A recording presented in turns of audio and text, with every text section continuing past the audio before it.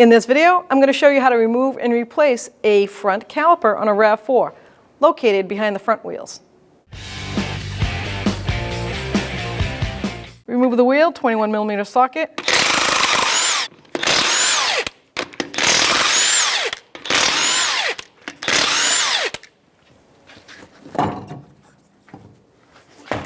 I like to turn the wheel so I have better access to the back of the caliper mounts. Like that. And we got two big mounts back here that hold this bracket to the knuckle. So these two mounting bolts right here are the caliper bracket to knuckle, and it's a 17mm socket or wrench. We're going to back those right off. I'm not actually taking them completely out, I just want to loosen them. Now I'm going to take our banjo bolt off our flex hose mounted to the caliper, but I have a catch basin underneath because I want to catch that brake fluid. I don't want to make a mess. That's a 14mm socket or wrench, and I just gave it a quick loosen because I want to get my new caliper, bring it over with the new bolt and washers and transfer it over. Now I'm going to take my two bolts out with that 17mm socket. I want to take that bracket right off, caliper right out of the way.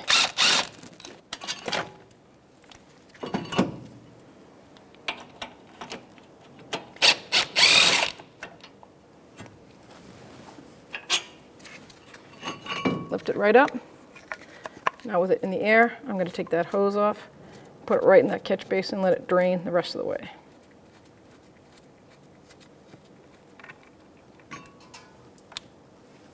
So I have my new caliper, and it comes with the new banjo bolt and washers. As you can see, the old washer is still on this flex hose. We need to get that out of there. So with a small screwdriver, just discard it completely. So now with that flex hose, I'm going to take my new banjo bolt, one washer on the inside, put it right through that, and then the other new washer on the other side. There's no front or back to the washer, just goes on. And then you'll see that little pin right here. That's where that end of that flex hose goes. So let's get it lined up and thread it by hand.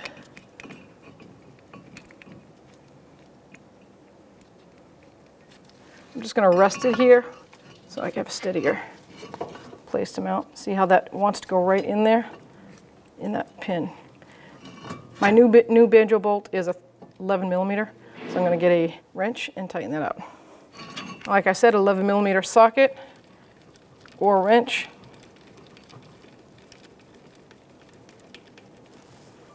Double check, make sure that's lined up.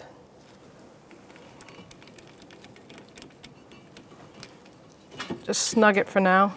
Try to stop, eliminate all that fluid from coming out. So now I'm going to swap my rotor out. If you have a new one, this is the time to do it at. So let's just lift it up. And I'm just going to hang my caliper from my strut so that it's not being pressure on that flex hose. I'll discard that rotor and put my new one on. So now my rotor's on. I'm just going to grab my new caliper, take it off my caliper bracket hook, and I'm going to take the caliper off the bracket. So 14mm wrench or socket. Take those slider pins out, set them aside, and now we're going to hang the caliper itself again, just the piston side, and I'm going to prep my bracket, get it ready for the new pads. So even though it's a new caliper, I like to make sure that you prep them properly so they do its job correctly. And you get new tins, always use them. And we're going to take our pins out, even though they're new. I want to see if they put adequate amount of caliper grease or silicone paste. So I'm just going to peel that boot back a little bit, not damage it. And I'm going to put a little bit more in there, especially in the grooves of the actual boots. That way it will keep it lubed as it plunges in and out. And I'm going to put some on the pin, a little bit more. And by doing that, I'm reassuring that it's 100% done. I spin it as I put it in. It will pop the air out that's created, and you'll see that boot swell up. That's all air, so that's when I'll take my screwdriver again. Just give it a little bit of venting, and the silicone will come out. That's the excess. Wipe it free. Now I know that is perfect. So I'm going to do the same on this side.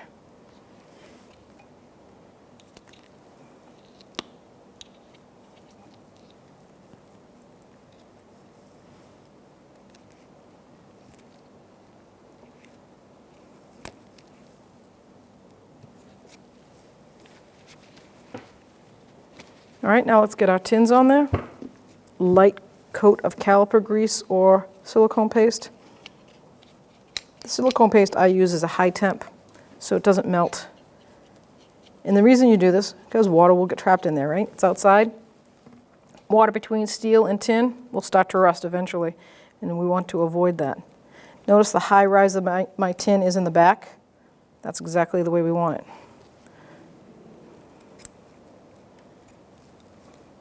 Let's flip it over and do the same on this side. Real thin coat.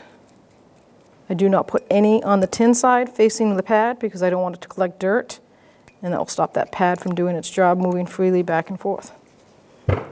Now when it comes to the pads, we know this is the inner and that's the outer. So as you can see, I'm putting new pads on along with the new rotor because I want to get the most out of my caliper. I'm replacing the pads and rotors. They were worn out and the caliper was seized up. So you wouldn't put the old pads or rotors back on. So that's why it's included in this video. So prepping the caliper, like I said, new pads, and that's the wear indicator. The pad, the rotor, it will be spinning this way 90% of the time. So you want that indicator on the first contact of the rotor on the pad. Now I'm going to put it on the inner pad because usually the inner pads wear faster than the outer. So if my inner pad is sitting like that, that means that indicator is going to go just like that. There we go. Now we'll take our pad. On this style, I like, because it's spring-loaded, I like to slide the pad in with the clip first, then the other side.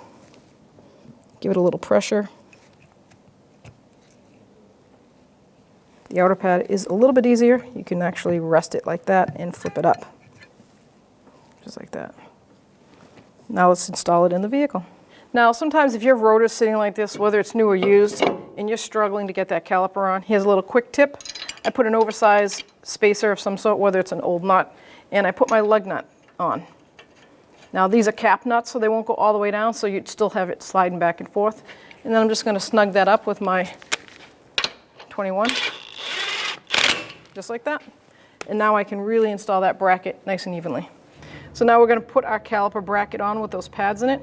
Now I like to grab them once I install it, hold those pads in place so they don't fall out while I start my bracket bolts. Always by hand, that way I know it's not compromised, meaning cross-threaded or anything. That's a 17mm socket or wrench. I'm just going to snug them up. And now I'll go get my torque wrench and torque it to factory spec. With the 17mm socket, the torque spec is 65 foot-pounds for the bracket to knuckle.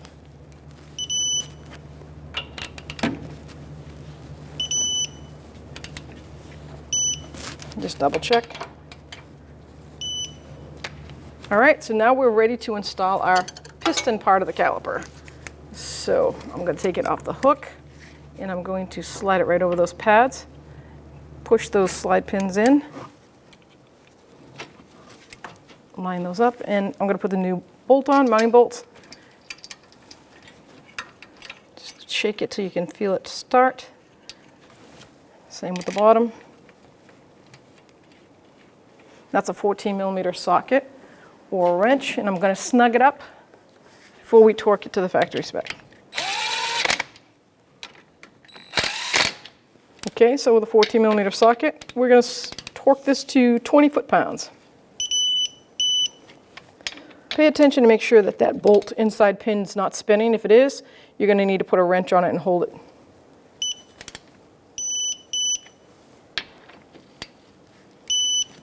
So now we're going to snug up that banjo bolt. So there is really no torque specs for them. Sometimes there is and sometimes there isn't. So in order to avoid any complications, what I like to do, knowing I have a new bolt and new washers, I'm going to snug it right up to the bottoms out. That's pretty snug right there. And I'm going to watch my copper washers, and I want to see them squeeze just a hair. That's it. Make sure it's not too tight, and that's good to go. Let's clean this area up, and then we'll pump our brakes up, and then gravity bleed.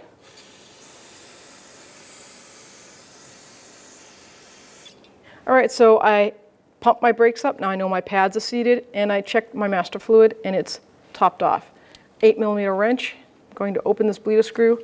Let's gravity bleed it. This could take 2 to 5 minutes. I just want to watch the fluid start to come out until all the air bubbles come out. There we go. So as you can see, it took some time, but finally the fluid came out. Little air pocket here and there, but it's pretty steady right now. But I'm going to give it a solid minute. I want to make sure there's no trapped air. Okay, a minute's gone by. Now I'm going to take my 8mm wrench and I'm going to snug this up. So now that you've gravity bled it, what I want you to do is when you put your tire on, you want to fill your master, make sure it's topped off, then pump the brakes up. If you have to start the car up, start it and hold the brake pedal steady. If it slowly creeps down, you're going to need to do a full brake bleed procedure. So now that we're all done, everything looks great. Before we put our wheel on, I'm going to replace that rubber boot right on that bleeder screw. I don't want any sand or dirt getting in there. Now don't forget to take that lug nut out if you used it. Now I'm going to straighten my wheel out just to make it a little easier mounting that tire. Grab a lug nut and start it by hand. Let's put the rest on. And we'll just snug this up in a star pattern and then we'll lower it and torque it to the factory spec. 21mm socket.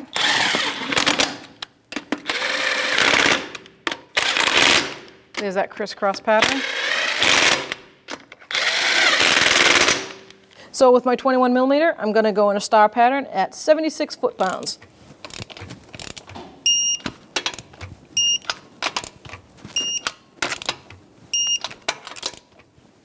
Let's double check.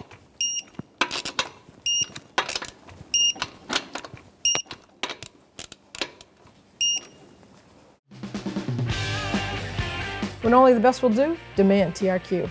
The only company that lets you view before you do. TRQ is committed to offering the highest quality aftermarket auto parts that are engineered for peace of mind. Thanks for using and viewing with TRQ.